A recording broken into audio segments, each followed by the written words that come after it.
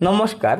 8 pay commission অৰ্থাৎ অষ্টম দৰমহা আয়োগ কাৰ্যকৰীকৰণ সন্দৰ্ভত ভাৰত চৰকাৰৰ বিত্তমন্ত্ৰী ডাঙৰীয়াই আজি এটি অত্যন্ত গুৰুত্বপূৰ্ণ খবৰ দিছে। হয়, এয়া চাওক, ভাৰত চৰকাৰৰ বিত্তমন্ত্ৰী ডাঙৰীয়াক লোকসভাত মাননীয় সাংসদ শ্ৰী বৰুণ চৌধুৰী ডাঙৰীয়াই অষ্টম দৰমহা আয়োগৰ পৰামৰ্শসমূহ কাৰ্যকৰীকৰণ সন্দৰ্ভত তলত দিয়া প্ৰশ্নকেইটা সুধিছিল। প্ৰথমটো প্ৰশ্ন আছিল, অষ্টম কেন্দ্ৰীয় দৰমহা আয়োগ অৰ্থাৎ 8 পে কমিশন গঠন হোৱাৰ পিছৰে পৰা ইয়াৰ দ্বাৰা অনুষ্ঠিত হোৱা মুঠ বৈঠকৰ সংখ্যা কিমান? দ্বিতীয়টো প্ৰশ্ন আছিল, কেন্দ্ৰীয় চৰকাৰৰ কৰ্মচাৰী আৰু পেঞ্চনভোগীসকলৰ বাবে 1 জানুৱাৰী 2026 পৰা নিৰ্ধাৰিত দিন হোৱাৰ পৰিপ্ৰেক্ষিতত চৰকাৰে অষ্টম দৰমহা আয়োগৰ পৰামৰ্শসমূহ ৰূপায়ণৰ সম্ভাৱ্য তাৰিখ লগতে গ্ৰহণ কৰিবলগীয়া ফিটমেণ্ট ফেক্টৰ চূড়ান্ত হৈছে নেকি?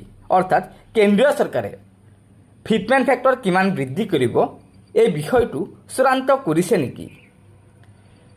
উক্ত প্ৰশ্ন দুটাৰ উত্তৰ দিছিল কেন্দ্ৰীয় চৰকাৰৰ বিত্ত মন্ত্ৰালয়ৰ ৰাজ্যিক মন্ত্ৰী শ্ৰী পংকজ চৌধুৰী ডাঙৰীয়াই।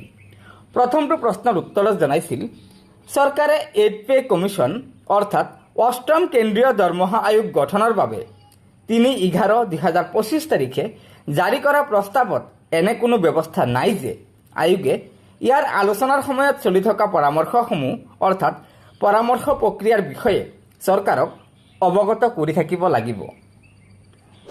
দ্বিতীয়টো প্ৰশ্নৰ উত্তৰত জনাইছিল, অষ্টম কেন্দ্ৰীয় দৰমহা আয়োগে বৰ্তমানলৈকে চৰকাৰৰ ওচৰত নিজৰ পৰামৰ্শসমূহ দাখিল কৰা নাই।